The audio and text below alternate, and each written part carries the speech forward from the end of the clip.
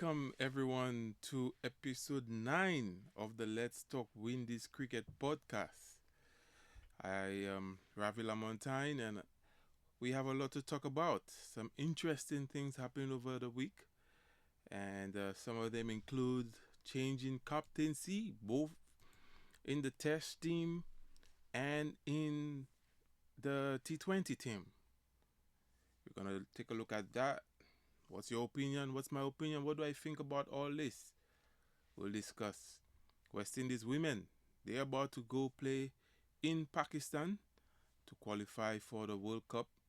It looked like both the men and the women are struggling, and they have to find ways and means to make it to World Cup now. World Cup is no longer guaranteed for West Indies, regardless of whether they're women or men. Sad state of affairs, but we carry on. But I have hope in this current West Indies women team. There are some bright sparks in there. I'm hopeful. Don't forget, despite all what's happening, the championship continues. Okay? The 4-day championship continues, and our batsmen and our bowlers continue to improve, continue to show their might, and continue to impress us. Every round, someone new steps up. I'm looking forward to see who that person will be. Already, we've seen that Sunil Ambris basically carried this Windward Island team today, and was able to get over the line to score his, I believe it's his first century in this episode of the championship. Correct me if I'm wrong on that. But if you've not been following the games today, these are the games that are happening today. Leewards versus Guyana, and I believe the Leeward put the Guyana team into bat, and Guyana was struggling last time I checked the score. Trinidad and Tobago versus Jamaica. Jamaica started, you know, they were struggling. They were down 2 wickets pretty early, but Jermaine Blackwood, he came on and he was able to fight back and bring Jamaica to a more respectable total. Eventually, he was dismissed by a spinner, which is, I believe it was a spinner. Um, you know, we kind of always rated him for the ability to play spin, but from what I saw, I believe it was the spinner who got him. And Windward Islands versus Barbados was going on, and I've just told you that with Sunil Ambris basically carried the Windward Island team. I think they were bowled out for like 180 something, and Sunil was able to score 100 of those ones. So that should tell you all you need to know.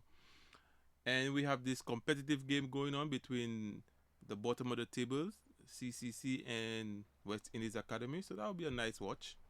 Maybe some bright talent come out of that.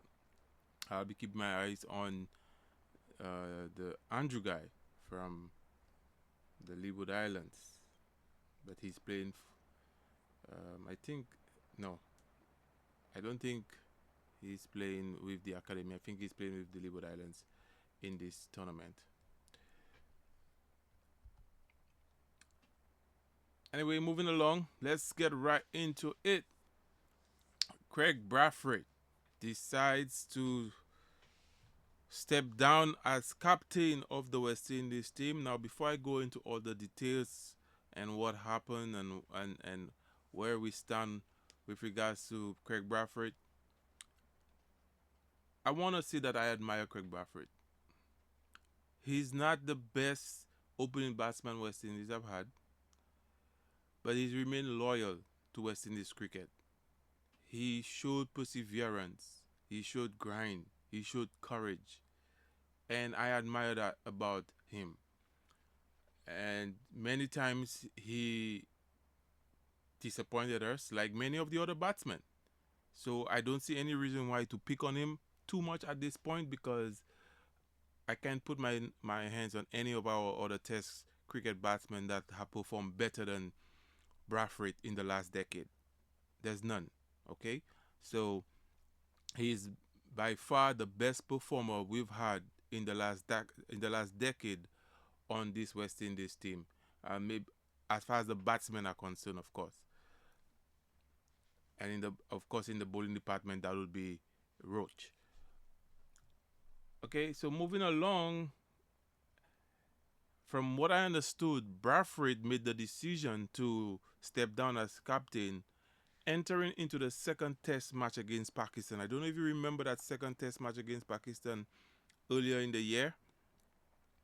And I think he scored a 50 plus in that match, which helped West Indies to go on and win that game.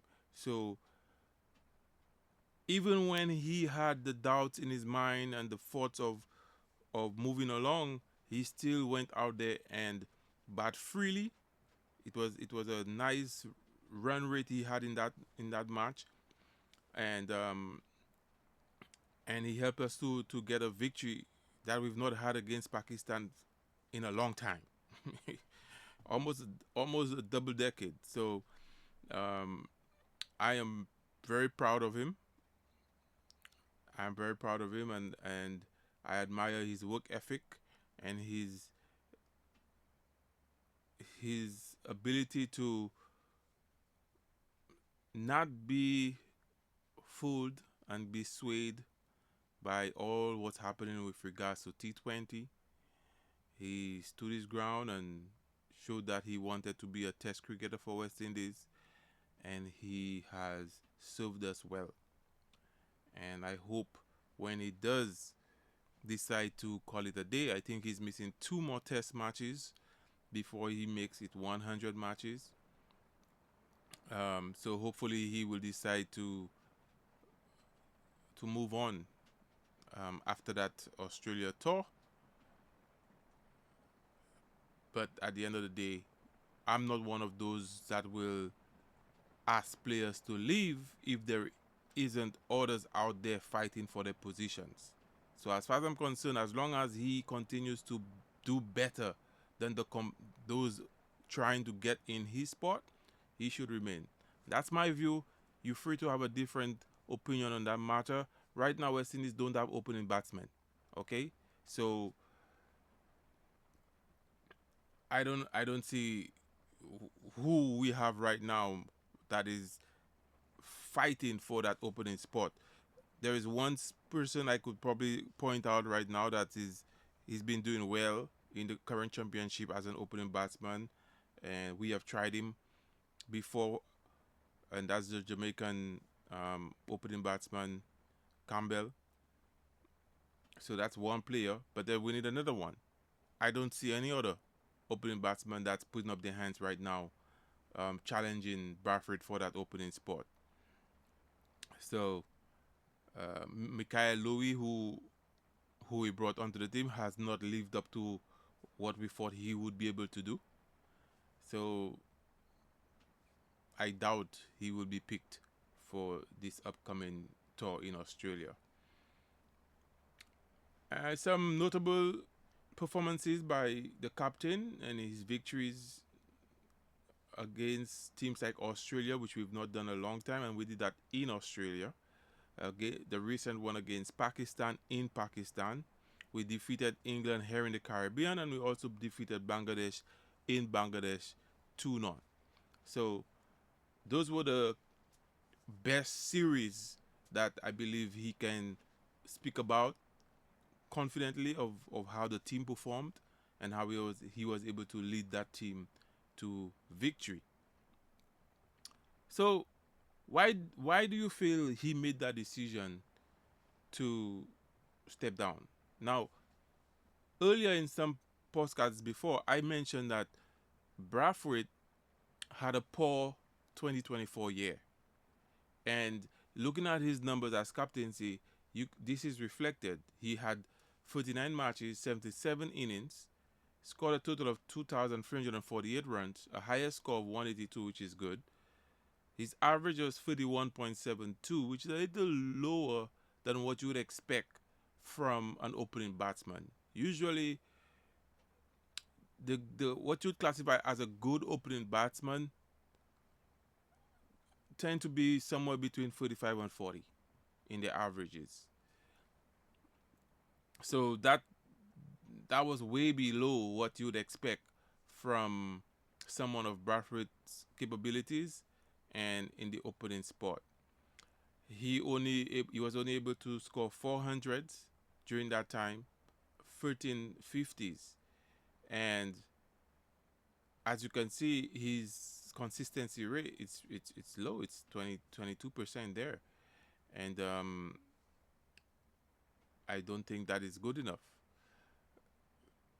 But I am not one of those who judge a captain strictly on stats.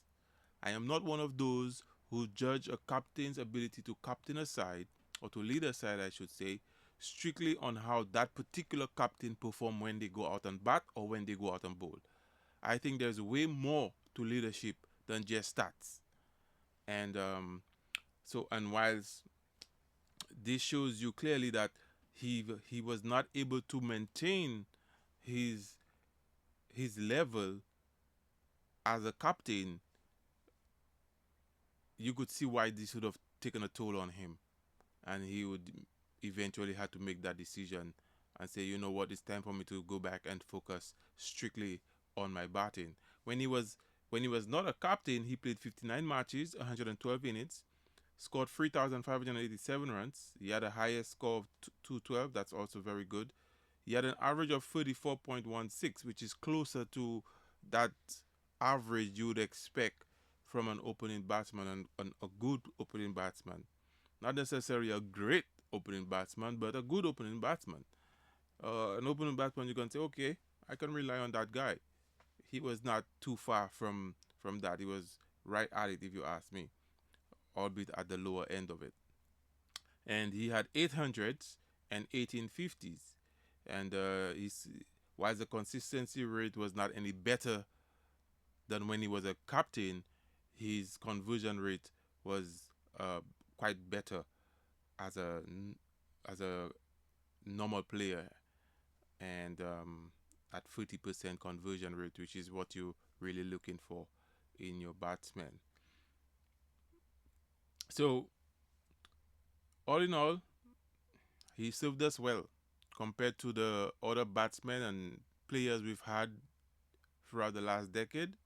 I think he, um, alongside Roach, are the standouts in the West Indies team. So thank you for your service, Braithwaite, and I wish you all the best in what you choose to do next. But this is not all I want to say on this matter, though. But before I really I get into it. This is what Miles Bascombe had to say, which is the director of cricket. He said, Kraigg Braithwaite has been an outstanding leader for our test team, guiding the squad with discipline, resilience, and a deep understanding of the game. His contributions have been invaluable, and under his leadership, we have witnessed historic moments that will be remembered for years to come. And that is true. I tend to concur with that statement. But here's the thing that bothers me, right? The Was it the CEO or the president said that Bradford told them that he was going to resign from captaincy during this test match against Pakistan. That was in January, folks.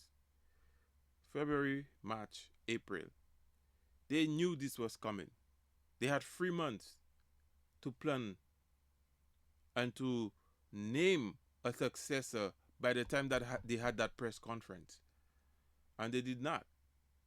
I suppose they didn't want to select a captain given that Sammy was only starting the job on yesterday. So I suppose that was the reason why they didn't choose a captain. And they wanted to give Sammy an opportunity to discuss it. But I don't see why, honestly, I don't see why the need to have the incoming coach decide who the captain is. I mean, there ain't gonna be drastic changes to the squad.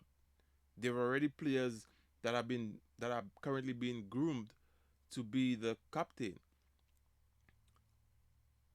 I don't foresee drastic changes being made. I could be wrong. I could be wrong. Sammy might just go look at what's happening in the current tournament and just decided to handpick all the best players from from that and create a new team from that and then select a captain from that. Maybe that's the plan. I don't know, but for me personally, I think uh, by now CWI should have known who they want to be the captain, and the exiting staff would have made a recommendation as to who they believe should be the captain moving forward. And whoever is selected as the captain, the coach has to work with that individual. That's how I see it. Uh, I don't think it's fair for the players who've been there and who showed the dedication for West Indies, who and also the leadership to be looked should be to be overlooked for the position of captaincy. Um, for me right now, if the current state of players we have, the two top persons I believe that can vie for the position right now is uh, Joshua De Silva and Azari Joseph. For me, it has to be one of these two players, not Roach because Roach is an elder, as and I think he's on his way out, just like Braithwaite is on his way out. So it doesn't make sense to give them the captaincy. And so I would rather go with Joshua De Silva or Azari Joseph as a captain. And whilst I understand that Joshua had a bad patch last year, I also believe that he's put in the work. As you can see, he had 3 centuries so far in the current championship. So he's putting the work to gain back his form. And whilst he has a challenger in the name of Imlak, I still don't see Imlak being the main wicketkeeper for West Indies moving forward. Especially when Joshua De Silva is playing at the level at which he's playing currently. Imlak is not far behind in terms of the runs that he has scored so far in the championship. But I still think that I still have faith in Joshua De Silva to get the job done. And maybe Imlak can play as a batsman instead if we think he's valuable enough to the squad in such a position. So moving into the T20 arena, we heard the announcement from the coach Darren Sammy that says that he had a chat with Powell, and he asked them ask him that well, not ask him but told him that moving forward they're gonna be looking at getting a new captain, and that captain would be Shai Hope. Some of the reasons why Sammy mentioned is that they're looking to be more strategic, more tactical, and they believe Shai Hope is the guy that can get them there moving forward. That is left to be seen, and I think given the circumstances by which this is being done, Shai Hope is going to be under a lot of scrutiny.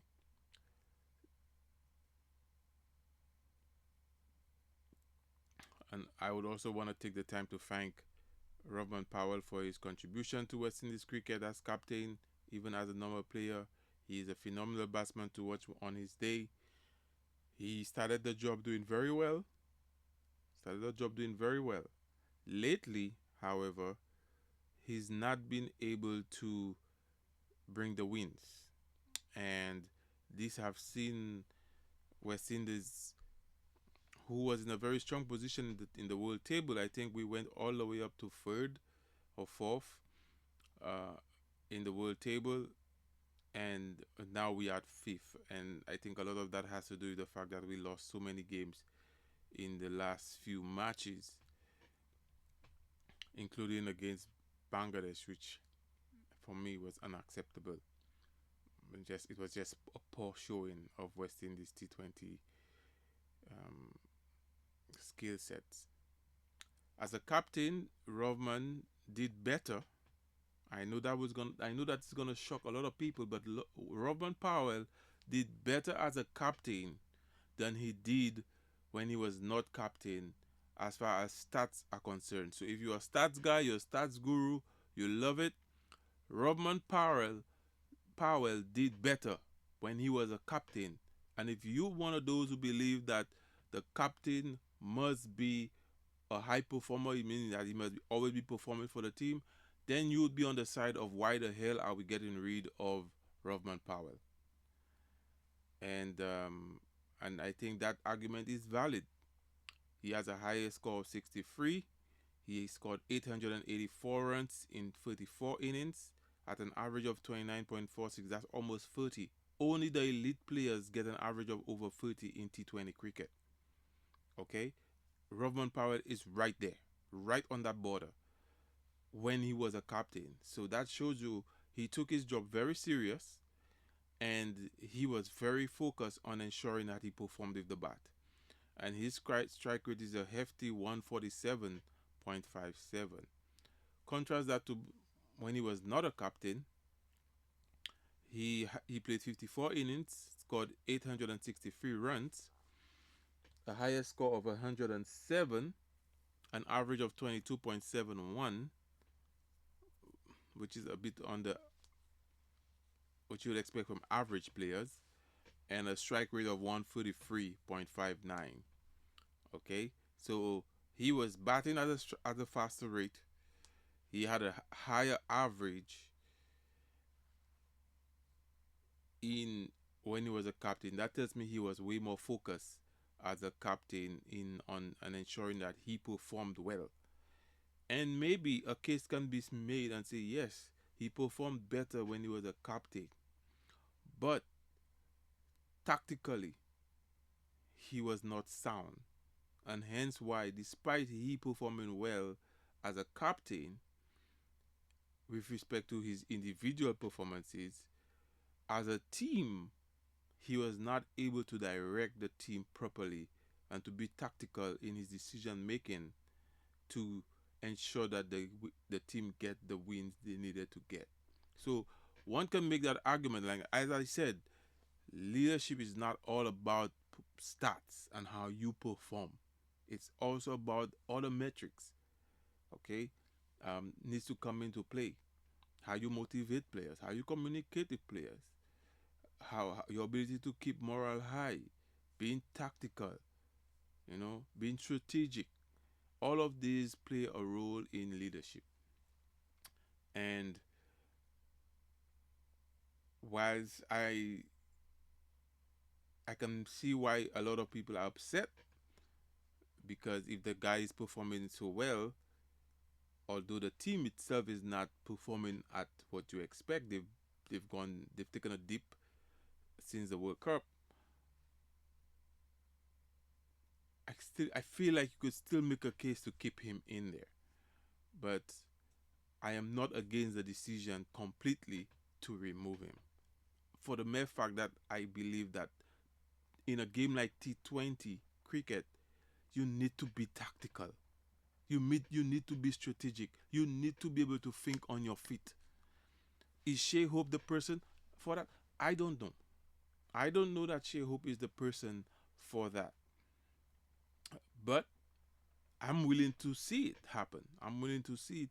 And granted, Shai Hope was the captain against Bangladesh, and we defeated Bangladesh in the ODIs, didn't we? Earlier in the year. So, and maybe Sami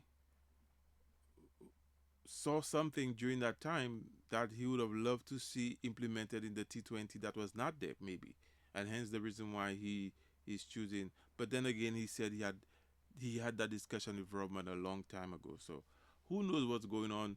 Who knows the true story behind all this? I just hope this works out well, because if it doesn't, I believe there's gonna be a lot of backlash. Because if and the reason why is because a lot of people don't care about what I'm talking about here, about all the things outside of stats. People just want to see the stats. And if they look at the stats of him, That's a good start right there. That's good stats right there for a captain. So and given the fact that he comes way low in the order, so this is what he. By the way, he also had 450s as captain, so that's something. And he took the team from 9 to what we are now in 5th place. We were in 4th, but we were taken over by New Zealand not too long ago. Darren Sammy had this to say. He said, Shai Hope's appointment signals a progressive shift for West Indies cricket given his success with the 50-over team in the last 18 months. As the team continues its evolution, Hope blends instinctive decision-making with analytical precision, using in-depth match data and player performance insights to shape strategy. Shai is a strong believer in team performances, and his meticulous preparation, coupled with his calm and composed demeanor under pressure, makes him an ideal leader at this stage. We will see. We will see how that works out. I am not 100% sold yet. I'm just open to it. But, of course, not everybody's going to be happy. And there's still bitterness brewing. Dwayne Bravo went on to Instagram to express his disgust at the decision made to replace Powell. He wrote, Cricket West Indies or Windies Cricket, once again you guys prove to the people of the Caribbean and the cricket world that the injustices towards players continues. He's talking about when he was there. As a former player and a fan of West Indies cricket, this is easily one of the worst decisions ever. Powell taking over captaincy when our T20 team was 9th and was able to move up to 3rd in the rankings, and this is how you guys repay him. The bad treatment toward players, then when would it stop? This is so sad on all levels. Make it make sense. So like I said, yeah, if all you look at is the stats, you will feel that this was a tough decision. But Bravo, what are you doing, man? It's obvious you still harbor resentment towards Darren Sammy. You still can't understand why Darren Sammy was chosen to be captain over you. You still battling with this in your head after all these years. Get over it, man. Get over it. Darren Sammy is the coach. You are not. Let the man go. I feel like as if this Instagram posting has is as a result of Darren Sammy and the fact that this man has always had beef. Never, even if they might try to fake it on camera, this man has never fully liked Darren Sammy, even when they were playing as teammates. So I just never felt like he and Sammy gelled. Never. So I wonder if this is what causing him to behave that way. And calling the Windies Cricket, who's trying so hard, and you could see the changes they've made, calling them all these kinds of names. I don't think that was fair. I don't think that was nice. Um, I think he could have wished the guy all the blessings and encourage the guy and say, I know you gave it your all and whatnot and whatnot. Something along those lines. Not this negative kind of nonsense from a former player. It's in bad taste if you ask me. Justice for RP. Anyway, moving along. West Indies women to play in the World Cup qualifiers, I should say. And that starts on April 9th, not too far from now. Goes on to the 19th. Only the top 2 will take part in the World Cup. Will the West Indies women be part of the top 2? And the top 2 is made of Bangladesh, which we just defeated, Pakistan, Ireland, Scotland, and Thailand. Given what I saw during this series between West Indies and Bangladesh, I see no reason why we should not beat Bangladesh, Ireland, Scotland, and Thailand. So for me, the only person that we should worry about is Pakistan. And I still think we should be able to get over that line. So I'm gonna predict that West Indies is gonna go through in this tournament. and make it to the finals. Fingers crossed. I hope we don't get a embarrassing qualifiers like we did with the men. Please, ladies, help me prove my case here. I enjoyed watching you guys, and I would say Haley is in absolute splendid form right now. If she gets going, West Indies will win all of those games. She is so good. She's such an elite player that I have full confidence that if she gets going, we are winning this qualifier easily. Unfortunately, however, we will not have DeAndre Doughton with us as she had to pull out due to an injury. And that is a major blow. Thankfully, Stephanie Taylor is back on the team. Hopefully that might cushion, but you know, Stephanie Taylor has been around. She's not a young person, you know, coming up and who's looking promising and is trying to make a name for themselves on the West Indies team. She's been around, and I'm not sure how much she has left in the tank, but hopefully she can put up a show and show us what she can do, like she used to do back in the days for West Indies cricket. So I wish the ladies all the best, and I have my bets in place that they are going to win this qualifier. The director of cricket, Miles Bascombe, he said our women have been training intensively and are fully prepared for the challenges ahead. We have seen many enterprising performances coming out of the home series against Bangladesh, as well as the CG United Women's Super 50 Cup, both held in St. Kitts. Okay. What's also happening? West Indies A versus South Africa A. When did that happen? Well, it's coming soon. May, June is the date that has been announced, and it's gonna all the games are gonna be played in St. Lucia. Okay, all the games will be played in St. Lucia. West Indies A versus South Africa A.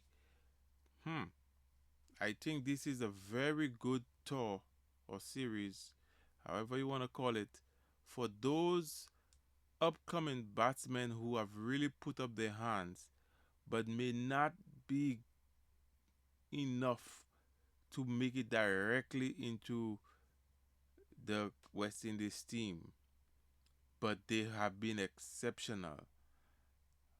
That could very well be a good tournament for them to really dictate why they should be on that team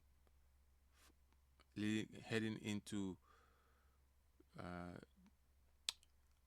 well, I don't think they're gonna have time because that series is gonna be held in June, July. So depending on what time depending on when this one ends, last minute call up maybe, who knows? Interesting stuff happening, and I will be here to see it happen. So before we close, we have a trivia night. Leave your answer in the comments. And the question for tonight is, who was the first player to take a hat trick in T20 internationals for West Indies? Who was the first West Indies player to take a hat trick in T20 internationals? Leave your answer in the comment section of this podcast. Thank you very much. Don't forget to like and share. Also to subscribe to the channel so that you could get the notifications when a new posting goes up.